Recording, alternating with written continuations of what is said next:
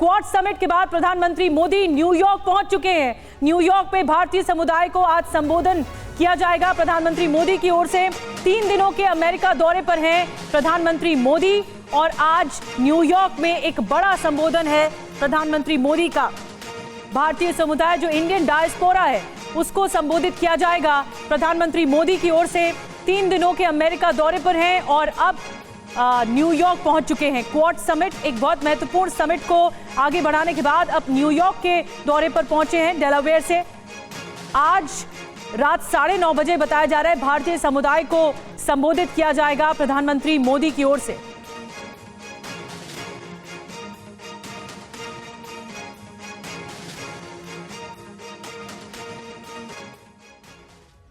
और अब आपको पीएम मोदी का पूरा कार्यक्रम हम बता देते हैं। अमेरिका में पीएम मोदी का पावर शो होने वाला है। आज का कार्यक्रम है न्यूयॉर्क में नासाउ कॉलेजियम की बैठक होगी। बड़ी कंपनीज के सीईओज के साथ मुलाकात होनी है। वहीं भारतीय समुदाय को संबोधित भी करेंगे प्रधानमंत्री नरेंद्र मोदी।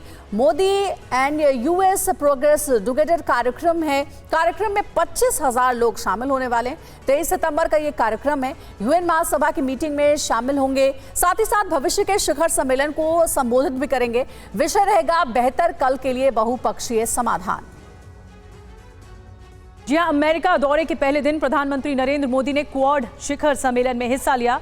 पीएम ने कहा कि क्वाड किसी के खिलाफ नहीं है बल्कि नियम आधारित अंतर्राष्ट्रीय व्यवस्था और संप्रभुता के सम्मान के लिए बना है। उन्होंने कहा कि यह बैठक ऐसे समय में हो रही है जब दुनिया तनाव और संघर्ष से इस वक्त घिरी हुई है।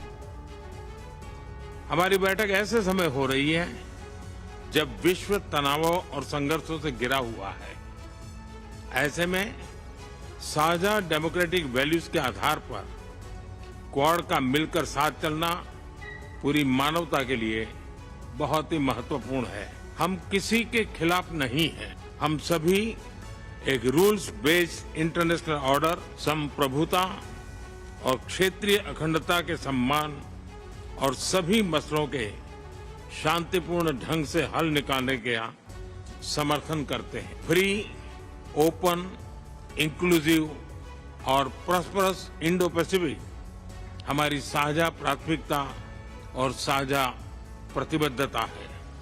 हमने मिलकर health security, critical and emerging technologies, climate change, capacity building जैसे क्षेत्रों में कई सकारात्मक और समावेशी इनिशिएटिव लिए हैं।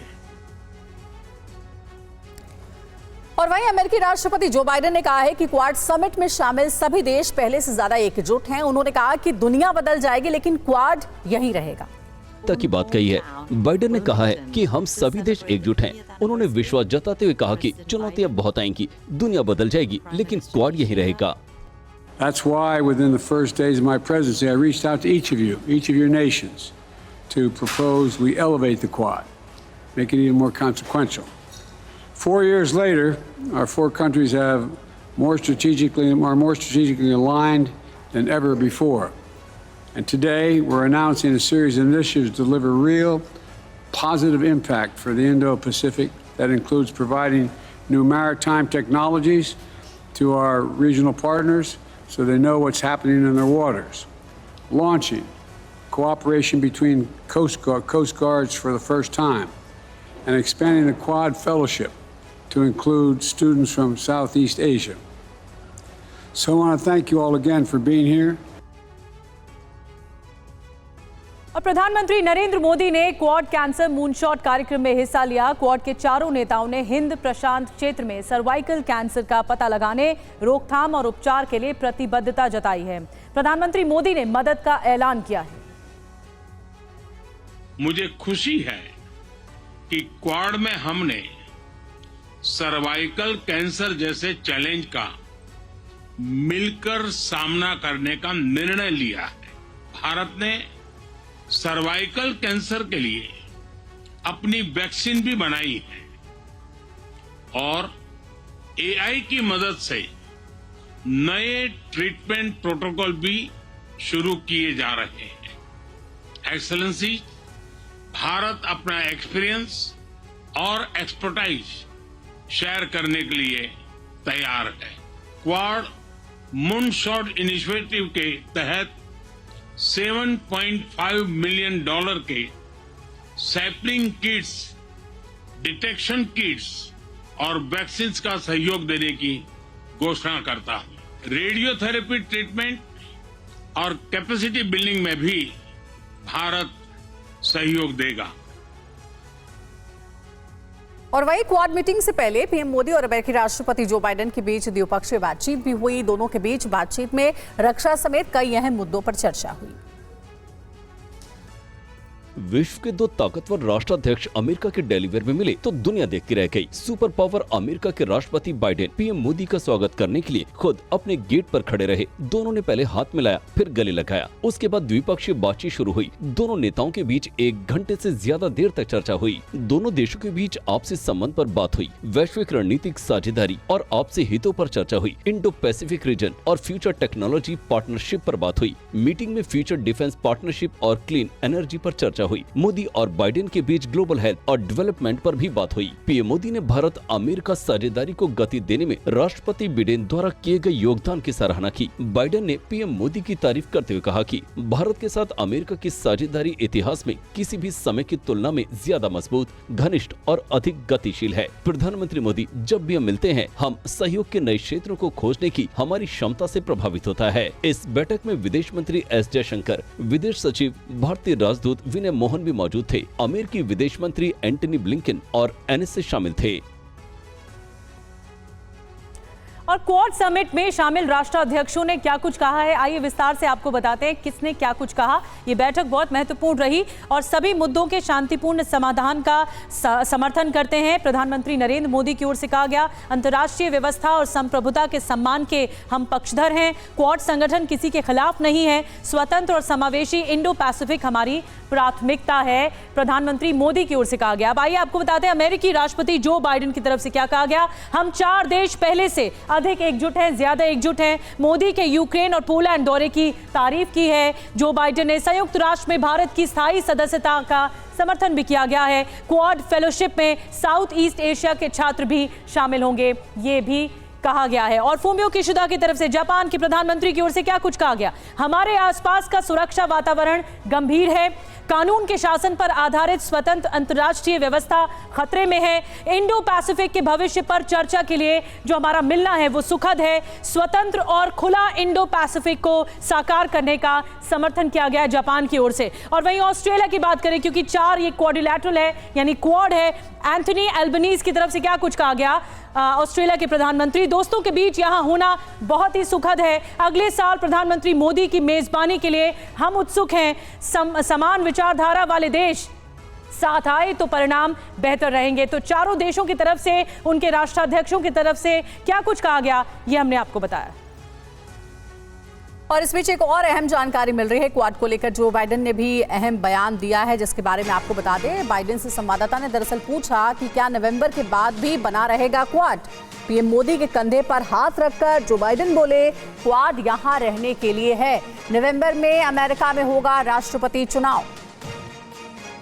Mr. President, will the Quad survive beyond the election in November? What survive? The Quad, will it survive regardless of the outcome? Way beyond November. Mr. President, will the Quad survive beyond the election in November?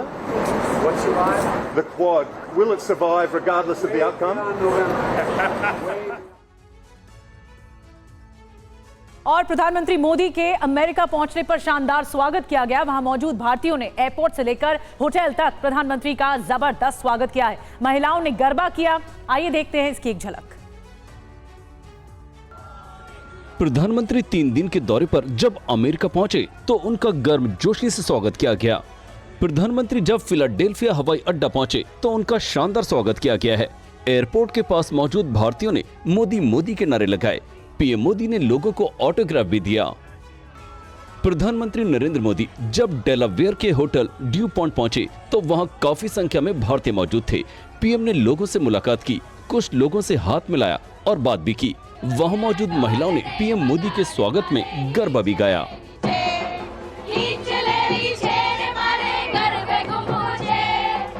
भारतीय महिलाएं गुजरात की गर्व कर रही थी। इस पल को देखने के लिए पीएम मोदी रुके रहे और इसका आनंद भी ले रहे थे। प्रधानमंत्री मोदी की एक झलक पाने के लिए डेलावेयर में रह रहे भारतीय काफी उत्साहित थे। भारतीय समुदाय के सदस्यों ने कहा कि नरेंद्र मोदी को देखना हमारे लिए सौभाग्य की बात है। Seeing Narendra Modi here in Delaware, it was our privilege and one of the lifetime experience. एक और अहम खबर इस बीच, अमेरिका ने भारत को 297 प्राचीन धरोहर सौंपे हैं। डेलावेयर में राष्ट्रपति बाइडेन ने पीएम मोदी को सौंपा है। यूएस से अब तक 578 धरोहर मिले हैं। और ये देखिए, तस्वीरें भी आपको दिखा रहे हैं। भारत ने 297 धरोहर अमेरिका को सौंपे हैं और उसी दौरान की तस्वीर आपको दिखा रहे हैं। डेलावेयर में जो बाइडेन से प्रधानमंत्री की मुलाकात हुई।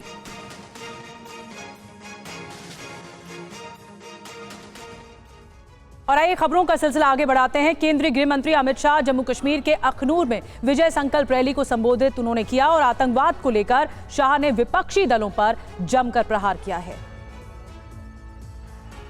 अखनूर में विजय संकल्प रैली को संबोधित करते हुए केंद्रीय गृह मंत्री अमित शाह ने कहा कि जम्मू कश्मीर के जो युवा दहशतगर्दी की बंदूक पकड़कर बैठे हुए थे, वही अब बंदूक पकड़कर देश की सुरक्षा करेंगे। उन्होंने कहा कि जम्मू कश्मीर गांधी परिवार, मुफ्ती परिवार, अब्दुल्ला परिवार के राज में 35 साल तक आतंक की आग में जलता रहा, लेकिन ये तीनों दल तमाशा देखते रहे। गांधी परिवार, अब्दुल्ला परिवार और मुफ्ती परिवार के राज में 35 साल से आतंक की आग में रहा।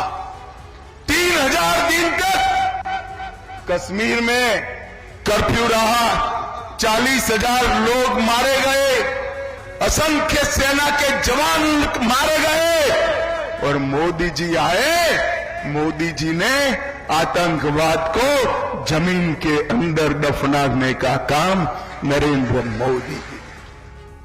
गृह मंत्री ने कहा कि मैं तीनों परिवारों को कहना चाहता हूं कि आप कितनी भी कोशिश कर लो, अब जम्मू कश्मीर में आतंकवाद वापस नहीं ला सकते। कांग्रेस अध्यक्ष मल्लिकार्जुन खड़गे के बयान पर बवाल मचा हुआ है। बीजेपी ने खड़गे को पार्टी बचाने की सलाह दी है। कांग्रेस अध्यक्ष मल्लिकार्जुन खड़गे के बीजेपी और आरएसएस पर दिए बयान पर बीजेपी ने पलटवार किया है। जम्मू कश्मीर बीजेपी के प्रभारी और पार्टी के राष्ट्रीय महासचिव तरुण चुग ने कहा कि गांधी परिवार की महापरिक्रमा छोड़कर कांग्रेस पार्टी बचाइए। लगातार 2 दर्जन चुनाव हार चुके हैं। गांधी परिवार की महापरिक्रमावादिता छोड़ के खड़गे साहब कांग्रेस पार्टी बचाइए।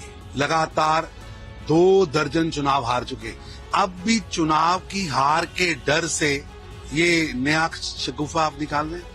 नाच ना जाने आंगन टेढ़ा। जनता को बताइए ना, क्या 1984 के सिख कत्लो गारत में कांग्रेस शामिल नहीं थी? क्या जिंदा सिखों के गलों में टायर नहीं डाले गए, गुरुद्वारे नहीं जलाए गए?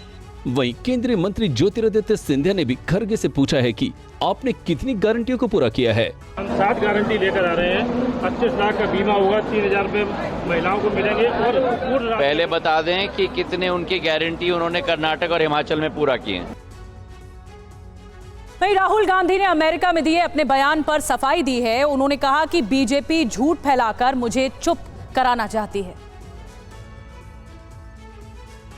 कांग्रेस सांसद राहुल गांधी ने अमेरिका में सिखों पर दिए बयान पर सफाई देते हुए कहा है कि बीजेपी अमेरिका में मेरे बयानों को लेकर झूठ फैला रही है। उन्होंने कहा कि मैं देश विदेश के हर सिख भाई बहन से पूछना चाहता हूं, मैंने जो कहा उसमें कुछ गलत है क्या? क्या भारत को एक ऐसा देश नहीं बनना चाहिए जहां हर सिख और हर भारतीय बिना किसी डर के स्वतंत्र रूप से अपने धर्म का पालन कर सके? राहुल ने कहा कि हमेशा की तरह बीजेपी झूठ का सहारा ले रही है। वो झूठ फैलाकर मुझे चुप कराना चाहती है क्योंकि वो सच्चाई को बर्दाश्त नहीं कर सकती है। Only few limited people can decide what is going to happen. And the problem is these people don't understand India. वो समझ ही नहीं आती उनको। राहुल ने कहा कि इस सब के बावजूद मैं हमेशा उन मूल्यों के लिए बोलूंगा जो भारत को परिभाषित करते हैं। विविधता में हमारी एकता, समानता और प्रेम है। अमेरिका दौरे पर गए कांग्रेस नेता राहुल गांधी ने सिख समुदाय को लेकर कहा था कि भारत में सिख समुदाय को डर है कि उन्हें पगड़ी और कड़ा पहनने दिया जाएगा या नहीं। राहुल गांधी ने कहा कि ये चिंता सिर्फ सिखों की नहीं है बल्कि सभी धर्मों के लोगों को है। दिल्ली की कमान अब आतिशी के हाथ में है। शपथ लेने के तुरंत बाद मंत्रियों के विभागों का बंटवारा कर दिया गया। आतिशी के पास 13 विभाग है जबकि सौरभ भारद्वाज को 8 मंत्रालयों की जिम्मेदारी दी गई है। मैं आतिशी। अब दिल्ली में आतिशी सरकार है। आतिशी दिल्ली की सबसे युवा मुख्यमंत्री भी बन गई हैं। शपथ लेने के बाद मीडिया से बात करते हुए आतिशी ने अरविंद केजरीवाल को धन्यवाद दिया। उन्होंने कहा कि केजरीवाल ने मुझे मौका दिया, मुझ पर भरोसा किया है। उन्होंने कहा कि अब अरविंद केजरीवाल के मार्गदर्शन में दिल्ली की जनता के लिए काम करूंगी। मैं आज आपको आश्वासन दे रही हूँ कि अब अरविंद केजरीवाल जी जेल से बाहर आ गए हैं और उनके मार्गदर्शन में दिल्ली में कूड़ा भी उठेगा, सड़कें भी ठीक होंगी, पानी के बिल भी ठीक होंगे। शपथ ग्रहण के बाद मंत्रियों के बीच विभागों का बंटवारा हुआ। सीएम आतिशी के पास शिक्षा, वित्त, पावर, जल सहित पहले से मौजूद सभी 13 विभाग रहेंगे। सौरभ भारद्वाज के पास स्वास्थ्य, शहरी विकास और समाज कल्याण सहित 8 विभाग हैं। गोपाल राय के पास पर्यावरण सहित 3 विभाग की जिम्मेदारी दी गई है। कैलाश गहलोत के पास ट्रांसपोर्ट, WCD सहित 4 विभाग दिए गए हैं। इमरान हुसैन के पास फूड सप्लाई और चुनाव विभाग की जिम्मेदारी दी गई है। मुकेश अहलावत को लेबर सहित 4 और विभागों की जिम्मेदारी दी गई है। बीजेपी ने कहा है कि अब दिल्ली सरकार रिमोट कंट्रोल से चलेगी, यहां मुख्यमंत्री खुद कोई फैसला नहीं ले सकती। ईश्वर की शपथ लेती हूँ। दिल्ली की नई मुख्यमंत्री आतिशी पर बीजेपी ने प्रहार किया है। बीजेपी ने पोस्टर वार करते हुए आतिशी को रिमोट कंट्रोल मुख्यमंत्री बताया है। बीजेपी ने कहा है कि ये डमी सरकार है। ये तो डमी सरकार है, डमी चीफ मिनिस्टर है और रिमोट से चलेगी। और अगले 3 महीने भी दिल्ली में जो सरकार होगी वो सिर्फ रिमोट से चलेगी। उसका अपना कोई फैसला नहीं होगा, ना अपना विवेक होगा, ना अपना कोई दृष्टिकोण होगा। दिल्ली विधानसभा में विपक्ष के नेता विजेंद्र गुप्ता ने कहा है कि दिल्ली की जनता आपको सत्ता से बाहर करने का मन बना चुकी है। वहीं अपर्णा यादव ने कहा कि आतिशी ने मंत्री रहते हुए तो कुछ अच्छा काम नहीं किया, अब मुख्यमंत्री बनने पर क्या करेगी ये देखना होगा। आतिशी जी को यही कहूंगी कि जो है अच्छा काम करें। वो 2 महीना मिला है, पिछली बार की तरह जैसे जल का उन्होंने हाल किया, यमुना का हाल किया, अगर उस तरह से दिल्ली का हाल हो गया तो फिर जो है मुझे लगता है लोगों को जो है भारतीय जनता पार्टी को कमान सौंपनी पड़ेगी। और सीधे आपको तस्वीरें दिखाते हैं न्यूयॉर्क की, जहां भारत के प्रधानमंत्री नरेंद्र मोदी पहुंच गए और देखिए सांस्कृतिक कार्यक्रम के साथ उनका स्वागत किया जा रहा है। प्रधानमंत्री नरेंद्र मोदी की न्यूयॉर्क से ये तस्वीरें सामने आ रही हैं, जहां न्यूयॉर्क में रह रहे भारतीयों से मुलाकात भी उनकी होगी।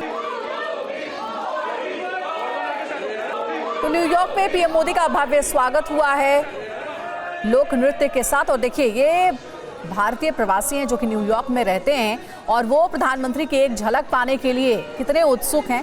अमेरिका में ही उनका गरबा करके कुछ कलाकारों ने स्वागत भी किया था।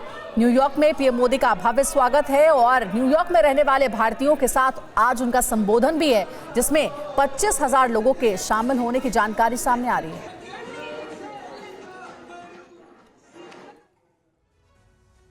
चलिए खबरों का सिलसिला आगे बढ़ाते हैं। महाराष्ट्र के साथ ही झारखंड में विधानसभा चुनाव हो सकता है। चुनाव आयोग तैयारियों में जुटा हुआ है। नवंबर में चुनाव की तारीखों का ऐलान हो सकता है। महाराष्ट्र और झारखंड में इस साल के अंत में विधानसभा चुनाव हो सकता है। चुनाव आयोग ने वोटिंग के लिए अपनी तैयारियां शुरू कर दी हैं। महाराष्ट्र और झारखंड में एक साथ विधानसभा चुनाव के संकेतों के बीच चुनाव आयोग की टीम अगले हफ्ते इन राज्यों का दौरा कर सकती है। सूत्रों के मुताबिक मुख्य चुनाव आयुक्त राजीव कुमार के नेतृत्व में चुनाव आयोग की टीम 23-24 सितंबर को झारखंड का दौरा करेगी, जबकि 27-28 सितंबर को ईसी की टीम महाराष्ट्र में आगामी विधानसभा चुनाव की तैयारियों का जायजा लेगी। केंद्रीय चुनाव आयोग के अधिकारी 26 सितंबर को मुंबई पहुंचेंगे। 27 सितंबर को चुनाव आयोग के अधिकारी विभिन्न राजनीतिक दलों और विभागीय अधिकारियों के साथ बैठक करेंगे। इसके साथ ही अपने दौरे के आखिरी दिन 28 सितंबर को चुनाव आयोग की टीम महाराष्ट्र के सभी जिला कलेक्टरों और एसपी के साथ बैठक कर चुनाव तैयारियों पर चर्चा करेगी। उसके बाद चुनाव आयोग के अधिकारी शाम 4:30 बजे प्रेस कॉन्फ्रेंस करेंगे। सूत्रों की माने तो नवंबर के पहले या दूसरे सप्ताह के बीच महाराष्ट्र में चुनावों की तारीखों की घोषणा हो सकती है। तिरुपति मंदिर में प्रसाद को लेकर चल रहे विवाद का मामला अब सुप्रीम कोर्ट तक पहुंच गया है। इसे लेकर सुप्रीम कोर्ट में याचिका दाखिल की गई है। तिरुपति के श्री वेंकटेश्वर स्वामी मंदिर के लड्डू प्रसाद में जानवरों की चर्बी मिलाने के आरोप का मामला बढ़ता जा रहा है। मामले को लेकर सुप्रीम कोर्ट में एक याचिका दायर की गई है, जिसमें मांग की गई है कि कोर्ट केंद्र सरकार को इस मामले की जांच के लिए SIT गठन का निर्देश दे, जिससे आस्था से खिलवाड़ करने के लिए जिम्मेदार लोगों के खिलाफ उचित और कड़ी कानूनी कार्रवाई हो सके। इसे लेकर आंध्र प्रदेश के पूर्व मुख्यमंत्री YS जगनमोहन रेड्डी और कुछ लोगों के खिलाफ हैदराबाद में एक शिकायत दर्ज कराई गई है। वहीं आंध्र प्रदेश के मुख्यमंत्री N चंद्रबाबू नायडू सरकार ने फैसला किया है कि मिलावट आरोपों के बाद सरकार इस बारे में संतों, पुजारियों और हिंदू धर्म के विशेषज्ञों से सलाह मशवरा करेगी। सलाह के बाद सरकार तिरुमला तिरुपति देवस्थानम TTD के संबंध में अपना फैसला लेगी, जो श्री वेंकटेश्वर स्वामी मंदिर का आधिकारिक संरक्षक है। आंध्र प्रदेश कांग्रेस के अध्यक्ष पर YS शर्मिला ने भी मामले को लेकर राज्यपाल से मुलाकात कर इसकी CBI जांच कराने की मांग की है। और आइए आगे बढ़ते हैं। वक्त हो चला है TV9 भारतवर्ष के खास शो इस बार किसकी सत्ता, सीधा बॉर्डर से।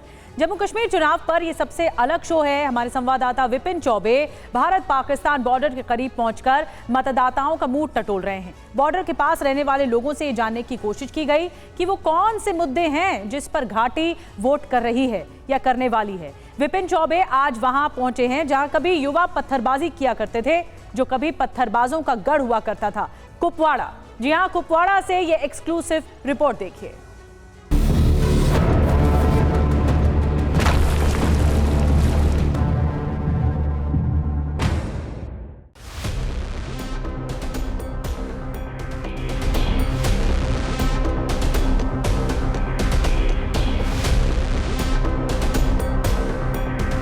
नमस्कार, बहुत स्वागत है आपका TV9 भारतवर्ष पे। मैं हूं आपके साथ विपिन चौबे और इस बार किसकी सत्ता बॉर्डर से डायरेक्ट रिपोर्ट के इस एडिशन में हम पहुंच चुके हैं जम्मू कश्मीर के कुपवाड़ा जिले के त्रहग्राम में। एक वक्त में इस इलाके की पहचान मकबूल भट्ट जैसे आतंकवादी और पत्थरबाजी जैसी घटना हुई करती थी, लेकिन 10 साल में बहुत कुछ बदल गया है।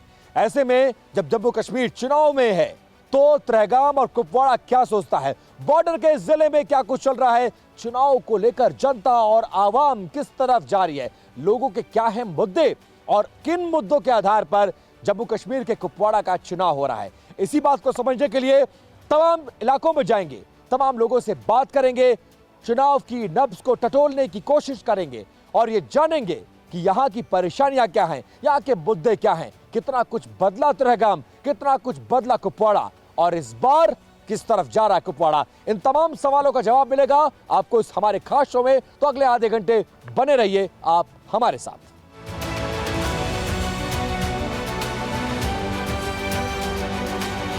इस वक्त हम पहुंच चुके हैं इलेक्शन की नब्ज को टटोलने के लिए कुपवाड़ा के त्रहगाम में। त्रहगाम की एक वक्त में जो पहचान थी वो मकबूल भट्ट जैसे लोग और यहाँ पत्थरबाजी का ये सबसे बड़ा गढ़ कहा जाता था, लेकिन अब हालात बदल चुके हैं और हम जिस जगह पर खड़े हैं, इस जगह की विशेषता यह है कि मेरे बाएं हाथ में आपको एक बड़ा मस्जिद दिखेगा जो यहाँ की पहचान है और ठीक इसके बगल में एक ऐसा मंदिर है कि जहाँ पर हिंदू आबादी आकर पूजा करती है। एक तरफ इबादत होती है और एक तरफ पूजा होती है। ये भी अपने आप में एक अलग तस्वीर है जो यहाँ की एक बड़ी पहचान है और ये पिछले 10 सालों में ये बदलती हुई पहचान है। लेकिन त्रहगाम जो अपने आप में एक बड़ा इलाका था पत्थरबाजी का, वहां के हालात कैसे हैं, इस बात को समझने के लिए हमें यहाँ की आवाम से बात करना पड़ेगा। अब हम यहाँ के स्थानीय लोगों से आपकी बात कराएंगे और ये जानने समझने की कोशिश करेंगे कि यहाँ के लोग, यहाँ के हालात, चुनाव और अपने कैंडिडेट्स को लेकर क्या कुछ सोचते हैं। आइए मेरे साथ।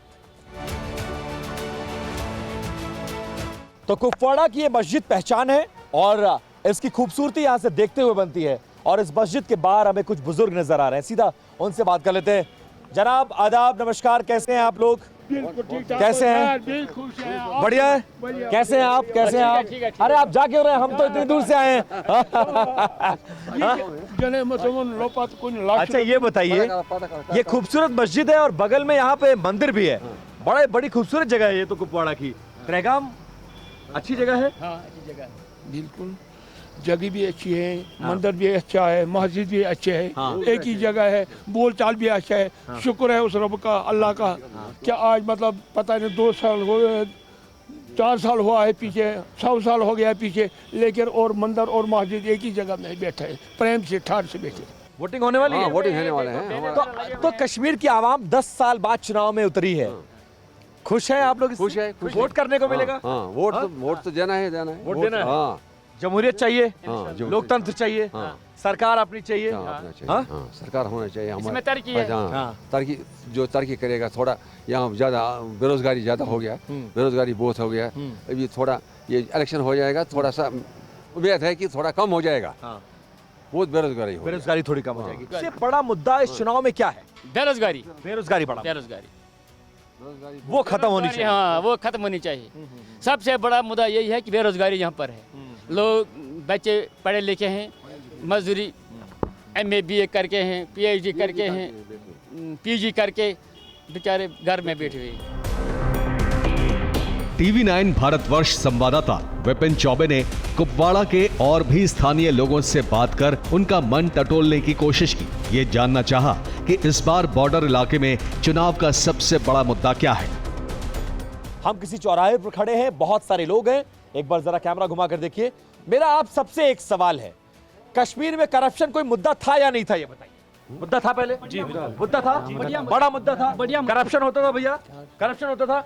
आज के हालात में कश्मीर में करप्शन कैसा है? बहुत कम हुआ सर। कम हो गया? हाँ। करप्शन बढ़ गया? कम हो गया, बढ़ गया? कम हो गया। कम हो गया? करप्शन कम हो गया? कम हो गया। करप्शन कम हुआ है, बढ़ा है? कम हुआ है? करप्शन कम हुआ? कम हुआ है, बहुत कम हो गया। कम हो गया बिल्कुल। लेकिन अब पहले खुलेआम होता था, अब टेबल के नीचे से होता है। मतलब अब छुप छुपा के होता है। जी बिल्कुल। लेकिन कम हुआ है। कम हुआ है। बढ़ गया या कम हुआ? फिलहाल तो हमें तो वही दिखता है। अच्छा, आपको वही दिखता है जी।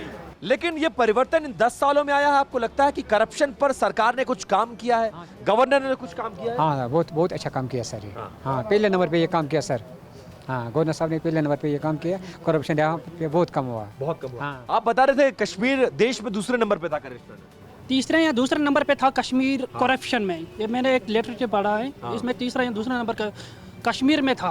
पूरे हिंदुस्तान में कश्मीर दूसरा या तीसरा नंबर पे आता था करप्शन में। अब जो 10 साल हो गए, अब तो यहाँ करप्शन खत्म हो चुके हैं सर। लगभग खत्म हो गया। बहुत खत्म हो गया। आप डरते हैं सरकारी मुलाजिम पैसा लेने में? नहीं, करप्शन करने में? हाँ, बहुत डरता है। अब डरता, अब तो वो नहीं लेते हैं पैसे। अब नहीं लेता? नहीं सर। पहले खुलेआम माइनिंग वगैरह भी होती थी? बहुत। जिस दफ्तर में जाते थे वहाँ तो पैसे मांगते हैं, अब तो नहीं मांगते हैं। ये परिवर्तन आया। बहुत परिवर्तन। ये एक बड़ी उपलब्धि है किसी भी सरकार के लिए। जी, ये तो मरकजी सरकार की है और यहाँ की लेफ्टिनेंट गवर्नर साहब जो है, इसने ये बहुत बढ़िया चेंज किया है यहाँ पे। 370 पे लोग कह रहे हैं कि हम आएंगे तो ये कर देंगे। आपको लगता है कि 370 वापस आ पाएगा? नहीं, वो कहाँ आएगा वापस, वो तो अब हो गया। अब हो गया जी। अच्छा, आपके लिए कोई मुद्दा है अब? ना, कोई बात नहीं, हमें बस यही रोजगार। रोजगार मुद्दा है। लोग पढ़े लिखे लड़के, मेरे जैसे लड़के बहुत सारे बेरोजगार हैं। आपने कितना पढ़ाई किया है? मैं तो अभी कॉलेज में ही हूँ। अभी कॉलेज में? जी। तो आप चाहते हैं कि कॉलेज से जब निकले तो हमें रोजगार मिले। बिल्कुल। 370 और ये आतंकवाद, पत्थरबाजी, ये कोई मुद्दा नहीं है। लेकिन पत्थरबाजी, आतंकवाद खत्म हुआ है कश्मीर में? आप लोग ये मानते हैं? हुआ तो है। फर्क पड़ा है? बिल्कुल। 10 सालों में इस पर कोई काम हुआ है? जी, बहुत हुआ है। बहुत काम हुआ है जी। भाई, कुछ काम हुआ है इस पर? पत्थरबाजी पर, आतंकवाद पर, ये कुछ कम हुआ है? ये कम हुआ है सर, ये कम हुआ है। और इसके लिए किसको कश्मीर वाले क्रेडिट देंगे, किसको जिम्मेदार मानते हैं? मरकजी सरकार को मानते हैं। अच्छा, बिल्कुल मरकजी सरकार। कुछ और कामकाजी लोग हैं, उनसे भी बात कर लेते हैं। पत्थरबाजी पर, आतंकवाद पर सरकार ने कुछ किया है? वो 90% खत्म हो गया। 90% वो खत्म हो गया। अच्छा, हाँ, पूरी तरह से? वो पूरी तरह से खत्म हो गया। इसके लिए कौन जिम्मेदार है? आपको लगता है किसने काम किया है इस पर? ये काम तो मोदी जी ने किया है। हाँ। ये अच्छा हुआ या खराब? ये तो ठीक हुआ है, बढ़िया काम। हाँ, ये काम ठीक है। तो जो कुपवाड़ा जो बॉर्डर का इलाका है, कश्मीर के आसपास का इलाका है, वहां पर लोगों से बातचीत करने पर यह पता चलता है कि बेरोजगारी और महंगाई एक बड़ा मुद्दा है, लेकिन कश्मीर की जो सबसे बड़ी समस्या थी वो यहां पर आतंकवाद, पत्थरबाजी, डर और दहशत, जो कि लगभग खत्म होने के कगार पर है। 90 से 100% खत्म हो गया है और इसलिए जनता चाहती है कि अब डेवलपमेंट पर काम होना चाहिए, बेरोजगारी पर काम होना चाहिए, महंगाई पर काम होना चाहिए। कुछ और इलाकों में कुछ और लोगों से बातचीत, कुछ और वॉइसेस को आप तक पहुंचाने की कोशिश और जानने की कोशिश कि इस बार सत्ता किसकी में है। बॉर्डर के इलाकों में कश्मीर की आवाम क्या सोचती है इस चुनाव को लेकर। बने रहिए हमारे साथ। अब टीवी 9 की टीम एक ऐसे इलाके में पहुंची जहां कई किसान खेत में काम कर रहे थे। टीवी 9 भारतवर्ष संवाददाता विपिन चौबे ने उन किसानों से बात की जिनके लिए कई योजनाओं की शुरुआत की गई है। जम्मू और कश्मीर के चुनाव में सेंटर की जो स्कीम्स हैं वो एक बड़ी भूमिका अदा करती है, बीजेपी को ऐसा भरोसा है। लेकिन जमीन पर किसानों के लिए, महिलाओं के लिए, पिछड़ों के लिए, अगड़ों के लिए जो स्कीम्स आई हैं, क्या वो जमीन पर लोगों को मिली है, एक सबसे बड़ा सवाल है। जम्मू कश्मीर के कुपवाड़ा में हम मौजूद हैं और खेतों में कुछ किसान इस वक्त काम कर रहे हैं। एक बार सीधा उन्हीं के पास चलते हैं और सीधे उनसे जान लेते हैं कि भाई जो किसानों के लिए राहत और दूसरे प्रोग्राम चलाए गए, क्या उनका फायदा उनको मिला है। आइए सीधे चलते। धान की खेती है और सीजन चल रहा है, धान की कटाई हो चुकी है और इसको बांधने का, इसके बंडल को बनाने का काम चल रहा है। और ये तमाम किसान है। आप लोग किसान है या मजदूर है? किसान है जी। तो चुनाव है आपके यहाँ कश्मीर में जी, तो पता होगा। हाँ, 28 अक्टूबर से स्टार्ट हुआ था। हो गया ना, 18 सितंबर से स्टार्ट हुआ। 18 सितंबर से स्टार्ट हो गया है। 2 अक्टूबर से बंद हुआ। अच्छा, तो चुनाव परिणाम भी आएगा। किसकी सरकार किसान चाहता है? किसान चाहता था जो किसानों की बात करे, किसानों की बात करे, किसानों की बात करे, किसानों से जिनको मतलब फायदा मिलेगा। हाँ। उन्हीं की सरकार किसान चाहता है। वो उनसे बात करना चाहता है और उसकी सरकार चाहता है। जी बिल्कुल। मोदी जी किसानों के लिए दिल्ली से जो 2000 रुपए भेजते हैं वो मिलता है? हर वक्त पर मिलता है। वक्त पे मिलता है। साल में कितनी बार मिलता है? 3 बार। 3 बार? 6000। कितना? 2000। 2000 और 2000 साल में 3 बार। 3 बार। अच्छा, हाँ। कौन भेजता है ये पैसा? मोदी जी भेजते हैं। हाँ। कश्मीर वालों को भी देते हैं? नहीं, कश्मीर वालों कुछ नहीं दिया। नहीं, कश्मीर के लोगों ने नहीं दिया, कश्मीर के नेताओं ने नहीं दिया, नहीं, मोदी जी ने दिया। हाँ। कश्मीर के किसानों को मोदी जी पैसा भेज रहे हैं? हाँ। भेजते हैं खुशी से। आप वक्त पर मिलता है। पर। तो इससे पहले कोई सरकार, कोई नेता किसानों को साल में 6000 रुपए देती थी? नहीं, एक पैसा नहीं। एक पैसा नहीं देती? नहीं, एक पैसा नहीं। अच्छा, अशरफ साहब, आप खेती किसानी कर रहे हैं इस वक्त। हाँ। धान को बांध रहे हैं। हाँ, और इसके बाद धान निकालेंगे और बेचेंगे। बतौर किसान कौन सी पार्टी, कौन से नेता ने जम्मू कश्मीर के किसानों के लिए क्या किया? पहली बात तो यह है कि मोदी सरकार ने ठीक किया है। हाँ, 6000 दिए, किसान गरीब बेचारे हैं। हाँ। अलबत्ता बात यह है कि उनको बढ़ाना चाहिए, 12,000 करना है। हाँ। हर एक किसान को। दूसरी बात यह है जो चुनाव है इस साल, यहाँ तो तब्दीली लाना चाहते हैं हम। हाँ। जो फारूक अब्दुल्ला की पार्टी है या महबूब मुफ्ती की पार्टी है, हम चेंज करेंगे। तो हमारा एमएलए तकरीबन बनेगा हंदवारा में, हम उसी को सपोर्ट करते हैं, सजाद गनीलो साहब। हाँ, हम चेंज करते हैं। और सरकार किसकी चाहते हैं? किस पार्टी की सरकार जम्मू कश्मीर में इस बार के चुनाव में बनना चाहिए? सरकार तो बनना चाहिए, लगभग तब्दीली होना चाहिए। सुनो मेरी बात, पत्थरबाजी जो करप्शन वगैरह है वो तो इन नेताओं की वजह से होती है। जब वो रोजगार नहीं दे रहे थे, जब वो मतलब महंगाई को लेस नहीं कर पाएंगे, तो फिर ऐसा हो रहा था। मेरे को रोजगार नहीं मिलेगा, मैं क्या करूँगा? मुझे पैसे की जरूरत है, कौन देगा? फिर मुझे 10 सालों में कुछ काम हुआ? आतंकवाद कम हुआ? पत्थरबाजी कम हुई? करप्शन कम हुआ? हाँ, वो तो कम हुआ था, बट क्या कम हुआ? एक तो करप्शन हुआ था, वो थोड़ा सा ज्यादा नहीं हुआ, थोड़ा सा हुआ था करप्शन। और महंगाई तो ज्यादा बढ़ गई। और बेरोजगारी तो पीक पे पड़ गई। पत्थरबाजी तो लेस हुई थी, खत्म हो गई। हाँ, खत्म हो गई। आतंकवाद तो है नहीं आजकल, कहाँ है? ये एक बड़ी अचीवमेंट। जी। इसके लिए आप लोग किसको जिम्मेदार मानते हो? किस सरकार ने कैसे किया इसको? प्रधानमंत्री को आप लोग जिम्मेदार मानते हो? अमित शाह को मानते हो? आई डोंट नो, उसके उस चीज़ के रिगार्डिंग मुझे इन्फॉर्मेशन नहीं था। मैं एक्चुअली नया था, इस चीज़ में कभी गुस्सा नहीं था। हाँ, लेकिन ये जरूर है कि कश्मीर में आतंकवाद और पत्थरबाजी कम हो गई, खत्म हो गई। वो तो कम हो गई, बट थोड़ा बहुत है अभी, थोड़ा बहुत। हाँ, उसको भी थोड़ा खत्म करने की जरूरत। हाँ जी। तो देखिए, न सिर्फ शहर, कस्बे, गांव, बल्कि खेतों में काम करने वाले वो किसान इस वक्त हमारे साथ थे जो इस चुनाव में न सिर्फ पार्टिसिपेट करेंगे बल्कि जमीन पर हकीकत बता रहे हैं कि सरकार, जो केंद्र सरकार थी, वो जो स्कीम्स देशों के लिए चला, देश के लिए, किसानों के लिए चलाई है, वो कश्मीर के किसानों तक कितनी पहुंची है। कितने खुश हैं किसान? खुश हैं आप? बिल्कुल, बहुत खुश हैं। बिल्कुल। तो साफ है कि कश्मीर किस तरफ जा रहा है, कश्मीर कैसे बदल रहा है और इस बार के चुनाव में कश्मीर की आवाम क्या सोचती है। आगे चलते हैं। अब हमने कुपवाड़ा के दूसरे इलाके का रुख किया और काम कर रहे दूसरे किसानों से भी बात की। दिल्ली से कश्मीर आए हैं, सिर्फ ये पता करने आए हैं कि भाई इस बार इधर आ जाएंगे क्या?